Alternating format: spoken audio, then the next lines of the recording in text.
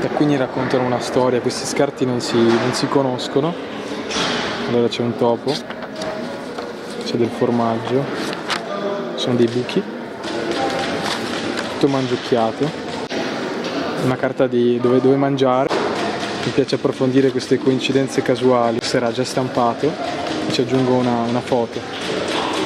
Lo stilista voleva recuperare i tessuti della sua collezione e all'interno è tutto personalizzato, sono pezzi unici, macchina da scrivere. Quindi entro in una modalità dove inizio a fare dei pattern e poi se mi stanco cambio e quindi piano piano gli si incastra. Firmo. A disposizione avete tutte queste carte paper and people di varia natura che io raccolgo quotidianamente. Questi sono dei buchi. Vedete remora. Questi la